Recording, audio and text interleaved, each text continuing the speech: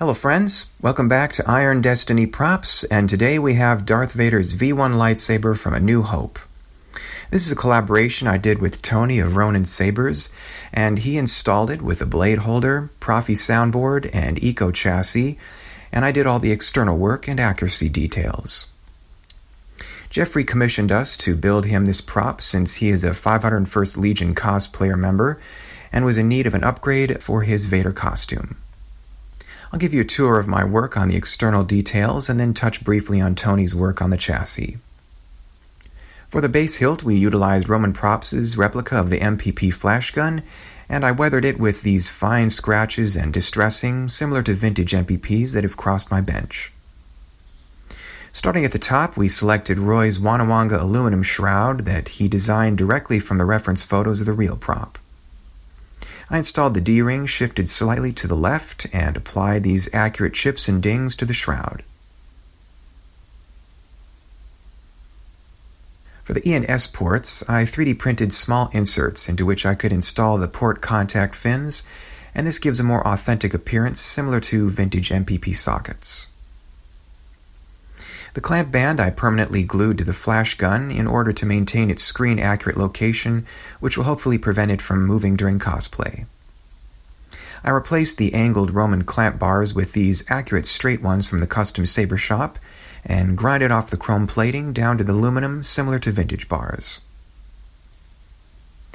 The bent nail is holding the clamp uprights tight, and the bubble strip and PCB securely under the rails. I should mention if the lever is bumped and falls forward, it will release tension on the PCB board and fall out, so make sure to avoid the lever. I've assembled the clamp as accurately as I can deduce from the reference photos. We don't know yet what was used to elevate the bubbles like this in the clamp, so I used a replica sloth furnace exactor PCB similar to the one used in the Empire Strikes Back MPP. For the grips, we went with Roy's classic WannaWanga T-track, and I cut them all to their accurate uneven lengths with accurate angles on each end and positioned them according to Roy's blueprint of the original prop. I also machined the bottoms of the grips under the end cap to allow for the cap's clearance when removing and replacing it for chassis access. To power on the saber, you single press, and to power off, you press and hold.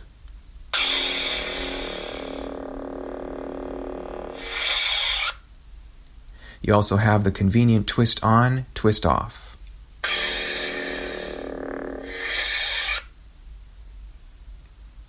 Briefly press and hold the button to advance through the font selections. Reset the chamber for Skywalker. To go backward and select a previous font, press and hold the button, then twist counterclockwise until you reach the desired font and press the button to select.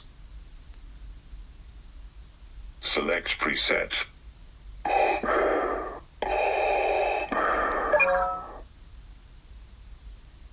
To play the quotes of the font, briefly hold down the button.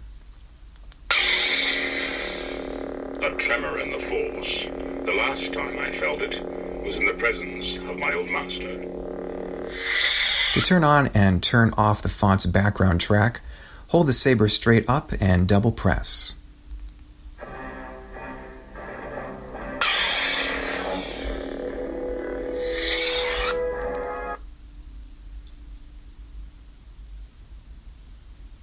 To remove the end cap, use a pair of slip-joint channel lock pliers. Open the pliers to their maximum and lay the teeth on the knurling, making certain the jaws clear the grips. Before you apply clamping pressure, slightly rock the jaws back and forth until they seat between the knurls, then apply moderate clamping pressure. Twist the end cap counterclockwise 2 more times with the pliers, and then you can use your fingers.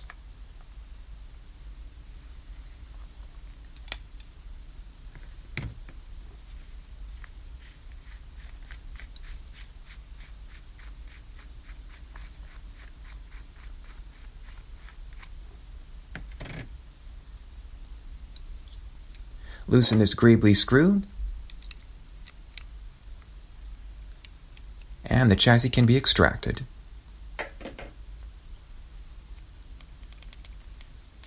Flip the kill switch before removing the batteries and gently tap the chassis on your palm to loosen them.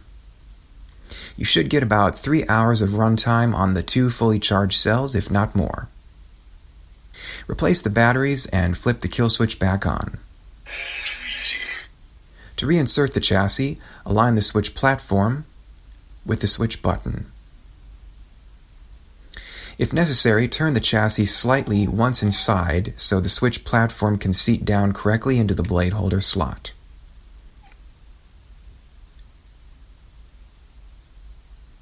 This circular insert snugs up to the base of the chassis and keeps it securely tight inside the flash tube. Reattach the end cap slowly and keep it straight to engage the threads and avoid cross-threading. Once you've tightened the cap with your fingers, use the channel lock to tighten it the rest of the way. Make sure to tighten it enough so the edge of the end cap knurling touches the ends of the grips.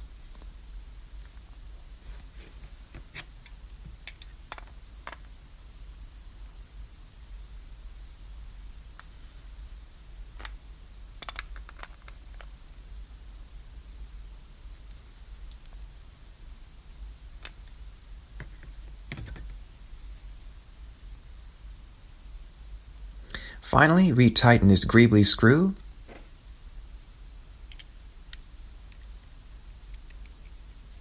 And you're back in business. And there you have it, the most accurate A New Hope Vader lightsaber with the finest electronics and power available.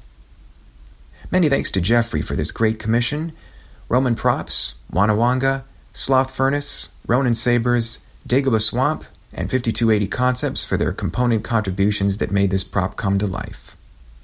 If you enjoyed this video, give it a like and subscribe, and feel free to follow me on social media. Thank you for watching, and I'll see you next time.